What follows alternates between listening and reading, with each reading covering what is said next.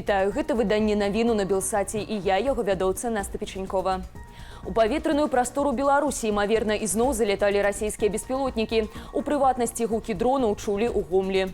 Паводле выдання «Флагшток» паведамленні пра тое, што пралятаў БПЛА, паступалі з розных частак гораду прыкладна а першай ночы. Сведкі рэсурсу адзначаюць, што чулі моцны гук рухавіка, як у мапеда. Пры гэтым украінскія маніторынгавыя каналы не фіксавалі мінанне дронамі украінска-беларускай мяжы. У сваю чаргу паветраныя сілы Украіны паведамілі, што ў выніку расійскай атакі збілі 103 са 176 БПЛА. Лакацыя яшчэ 67 была згубленая. У выніку абстрэлу пацярпелі Кіеўшчына, Харкаўшчына і Чаркасаўшчына. У Кіраваградскай вобласці дрон ударыў па шматпавярховіку. Паводле мясцовых уладаў пацярпелі трое асобаў: 37гадовая жанчына і двое ейных дзяцей.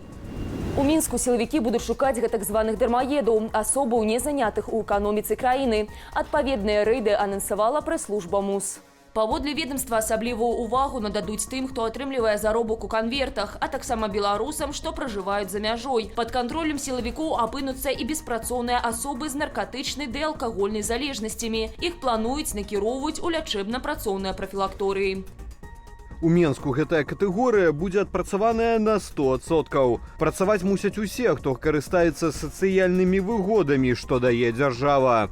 Дармаедамі ў лукашэнкаўскім заканадаўстве вызначаюць людзей, якія не маюць афіцыйнага працаўладкавання і не плацяць падаткаў. Іх заносяць у спецыяльную базу МУС, што абнаўляецца штомесяц. Такія асобы мусяць аплачваць 100% ацяплення, газу і гарачай вады. Пры гэтым з пачатку новага года, каб стаць на ўлік беспрацоўных і атрымаць грашовую дапамогу, неабходна, каб стаж папярэдняй працы складаў не менш за 5 гадоў. У Саудаўскай Аравіі пачаліся перамовы паміж Расіяй і ЗША. Бакі абмяркуюць урэгуляванне канфлікту ва ўкраіне. Расійскі бок прадстаўляюць міністр замежных справаў Сергей Лаўроў і памочнік прэзідэнта РФ Юрый Ушакоў. Ад ЗША ў перамовах бяруць удзел дзяржсакратар Марко Руб'еў, дарадца Трампа ў нацыянальнай бяспецы Майк Уолтс і адмысловы пасланнік Белага дому ў справах Блізкага ўсходу Стыў Уіткаф. Сярод іншага яны абмяркуюць аднаўленне двухбаковых адносінаў і арганізацыю сустрэчы Дональда Трампа з Уладзімірам Пуціным. На Чарнобыльскай АЭС дагэтуль не змаглі патушыць пажар, выкліканы ударам расійскага беспілотніка.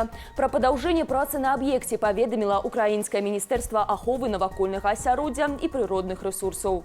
Падчас агляду саркафагу спецыялісты зафіксавалі пашкоджанне вонкавай абшыўкі. Скразныя разбурэнні складаюць прыблізна 15 квадратных метраў. Пры гэтым, як адзначае ведомства, радыяцыйны стан на атамнай станцыі застаецца пад кантролем. Пагаршэнне падказнікаў не зафіксавана. Расія ўдарыла дронам па саркафагу 4-го энергаблоку ў ноч на 14 лютага. Беспілотнік пашкодзіў цэласнасць вонкавай абалонкі сховішча і абсталявання ў гаражы тэхнічнага абслугоўвання кранаў.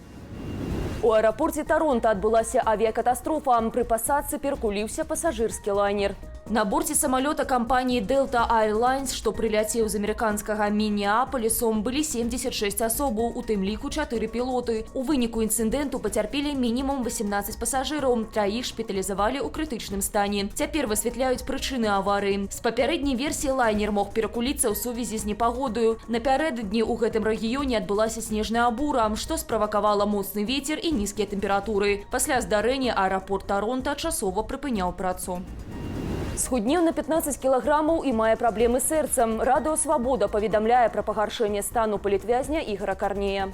Экстрэмальнае схудненне журналіста адбылося падчас зняволення ў шклоўскай калоніі нумар 17. Цяпер жа яго трымаюць у магілёўскім СІЗА, дзе ўмовы значна лепшыя. Пры гэтым нядаўна палітвязня на некалькі дзён прыводзілі ў СІЗА КДБ ў Менску. З якой прычыны невядома, але менавіта там Карней змог трапіць да доктара.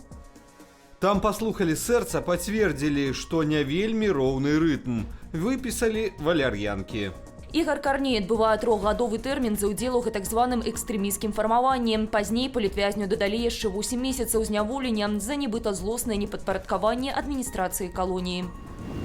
На польска-беларускай мяжы выявілі незвычайную кантрабанду. У нашу краіну спрабавалі нелегальна увезці 15 сеткавых пітонаў. Памежнікі знайшлі змею у аднаго з пасажыраў, які ехаў рэйсавым аўтобусам з Польшчы ў Беларусь. Ён хаваў пітонаў у нішы пад халадзільнікамі. У выніку аўтобус канфіскавалі да пастановы суда, а змею перадалі ў Менскі заапарк. Аналагічная сітуацыя адбылася і летась. Тады польскі грамадзянін спрабаваў увезці ў нашу краіну 19 каралеўскіх пітонаў. На гэтым я з вами развітваюся. Захвочваю ставіць лайки, каментаваць і дзяліцца нашым выданнем, калі гэта для вас бяспечна. А таксама чытаць Белсат у Тэлеграм, QR-код на вашых экранах. Усяго вам добрага і да сустрэчы.